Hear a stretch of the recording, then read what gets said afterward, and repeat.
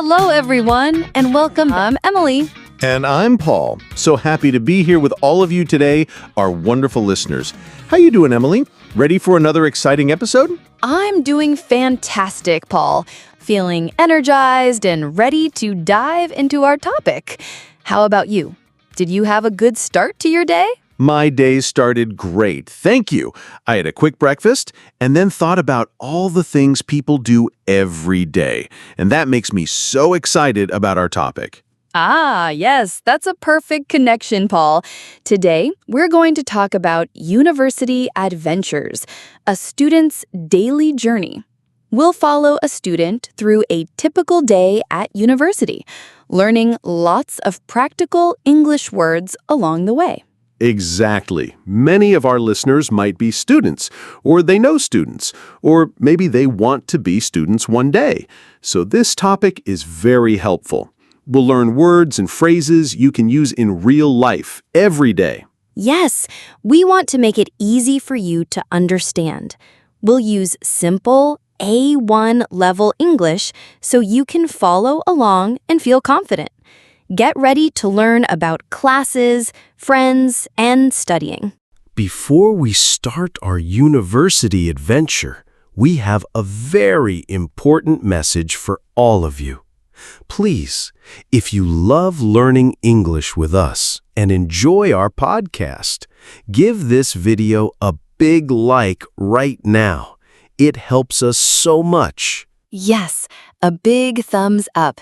And if you haven't done it yet, please subscribe. It's completely free, and you'll get new lessons every week. Don't miss out. Also, please share this episode with your friends, your family, or anyone who wants to learn English in a fun, easy way. Sharing is caring, and it truly helps our channel grow. Thank you for all your amazing support. We really appreciate it. Okay, Paul, are you ready to start our Student's Day? I'm ready, Emily. Let's imagine our student. Her name is Maria. So, what's the very first thing Maria does in the morning? Well, like many of us, her day starts with an alarm clock. It rings loudly. Beep, beep, beep. Yes, that familiar sound. Does Maria jump out of bed immediately?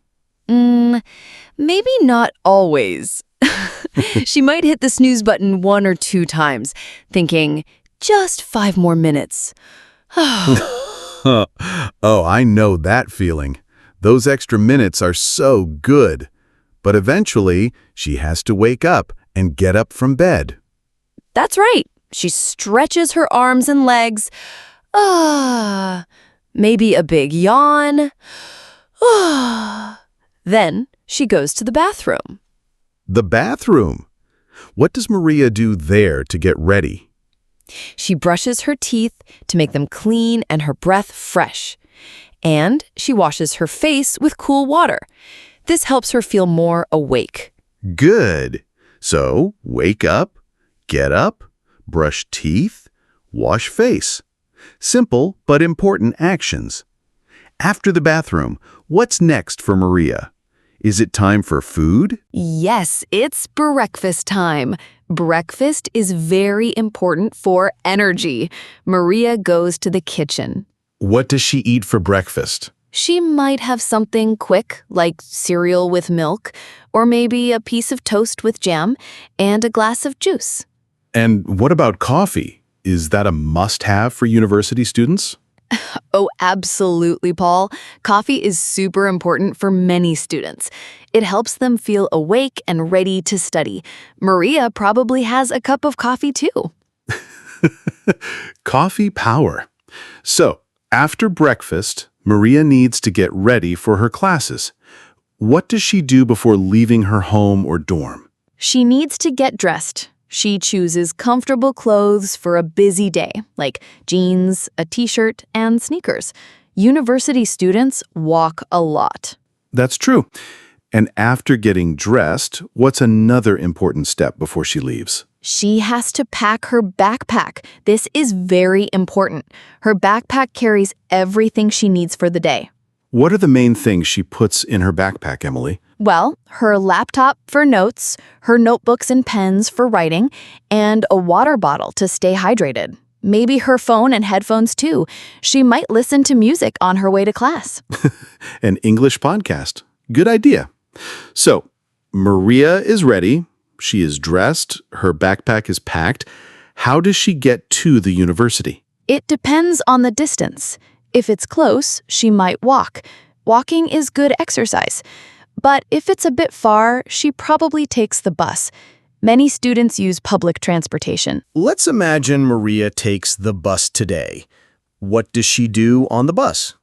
She might be reviewing some notes on her phone, or listening to music, or just looking out the window thinking about her day. So she arrives on campus. University campuses are big places, right? Lots of buildings and students everywhere. Yes, very big and full of energy. When Maria gets to campus, she might see one of her friends. Let's say she sees her friend Leo near the main entrance. Okay, Maria sees Leo. What's a simple greeting they would share? Maria would say, "Hi, Leo, good morning. How are you?" And Leo would respond? Leo would say, "Hey, Maria, good morning. I'm good, thanks. Are you ready for Professor Brown's class?" What would Maria's answer be, perhaps after a long night of studying? Maria might say, not really. I need more coffee. Did you get yours?" And Leo, feeling the same way, would say, "Me too. Let's try to get a coffee before class if we have time." So they greet each other and talk about class and coffee. Very common. Yes, very natural. Then they would walk together to their first class. What's a typical university class like, especially a big one? A large class is often called a lecture. It's usually in a big hall with many students. The professor's at the front teaching. And what about Maria during the lecture? Maria finds a seat, takes out her notebook, and takes notes. This helps her remember what the professor says. It's very important for studying later. What if Maria doesn't understand something the professor explains? How can she ask a question politely in a big class? That's a great question. It's important to ask. Maria would raise her hand to get the professor's attention. And when the professor calls on her, She would say, "Excuse me, Professor Brown, could you please explain that part again? I don't understand photosynthesis very well." and Professor Brown would then explain it again. So, "Excuse me," and "Could you please explain that again?" are very useful and polite phrases. Yes, exactly. After the first class, it's usually time for a short break, maybe 10 or 15 minutes. Students need a little rest. Where does Maria go during this break? She might go to the student lounge or a cafe to get a quick snack like an apple or a granola bar, or check her phone for messages from friends. It's a good moment to relax a little before the next class. What if she meets another friend during this break? Let's say she sees Sophia. Oh, that happens all the time. Maria would walk up to Sophia and say, "Hey, Sophia, how was your history class?" And Sophia would reply, sharing her experience. Sophia might say, "Hi, Maria. It was good, but a lot of reading. What about your science class?" And Maria shares her thoughts on her class. Maria would say, "It was interesting. We talked about the environment. Do you want to grab lunch together later? I'm getting hungry." And Sophia, probably also hungry, would quickly agree. Sophia would say, "Yes, good idea. I'm starving. What time?" Laughs. Always hungry. So they make plans for lunch. Where do students usually eat lunch on a university campus, Paul? They usually eat at the university cafeteria. It has many different food options, and it's usually convenient and cheaper for students. It's also a great place to meet friends. So they get their food, maybe a sandwich or a hot meal, and find a table. What do they talk about during lunch? Besides their classes, they might talk about a group project or an upcoming exam. Group projects are a big part of university life. Yes, students often work together. So Maria might say to Sophia, Sophia, about our English project, the one on famous books, when can we meet to work on it? And Sophia would think about her schedule. Sophia might say, I'm free on Thursday afternoon after my last class. Is that good for you? I finish at 3 p.m. How does Maria respond to that suggestion? Maria would check her schedule. She would say, Thursday afternoon. Yes, that works for me. How about we meet around 4 p.m. in the library? There are good tables there for group work. And Sophia would confirm. Sophia would reply, perfect. See you there on Thursday at 4. So, when can we meet? Is that good for you? And that works for me are very useful phrases for making plans. Absolutely. After lunch, Maria probably has more classes in the afternoon. The university day is often long. That's right. She might have 1 or 2 more classes. Sometimes these are smaller classes called seminars. In a seminar, students talk more and share their opinions. So great for practicing speaking English. And after all her classes are finished for the day, what does Maria usually do? Does she go home right away? Not usually. Many students go to the university library to continue their studies. Maria might spend an hour or 2 there.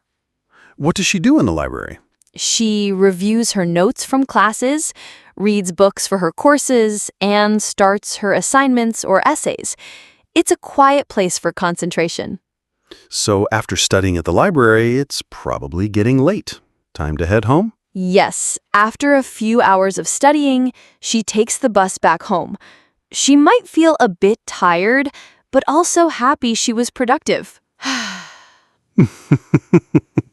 I remember those days. After a long day of classes, group work, and studying, what's next for Maria? Dinner, I imagine. Absolutely. It's dinner time. She might cook something simple for herself, like pasta or a salad. Or if she's really tired, she might order takeout. Like a pizza, maybe. Yes. A delicious pizza. Or some quick Chinese food. Pizza is always a good option after a long, busy day. Pizza is definitely a student favorite. So, she has dinner, and after dinner, what's the usual routine? More studying, or finally some time to relax? A bit of both, usually. She might do a little more reading, maybe 30 minutes to finish a chapter, but then it's finally time to relax. Yes, she might watch a show on TV, listen to music, or call her family or friends to chat about her day. It's important to de-stress.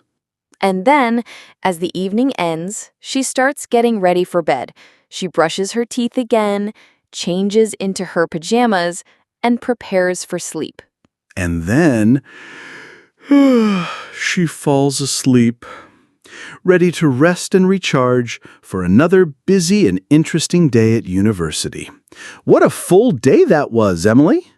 It truly was, Paul, and we covered so much practical English, all about a university student's daily routine, from waking up to studying to eating and relaxing. Yes, we talked about morning routines, attending classes, having lunch with friends, and studying at the library, all with simple, clear English. Remember, everyone, practice makes perfect. Try to use these new words and phrases. Say them out loud. Imagine yourself in these situations. It helps a lot.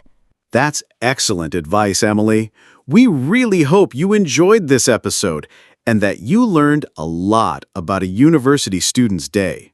Before we say goodbye for today, we have our usual very important requests. Please, please, please, if you haven't done so already, subscribe to Mr. English channel right now.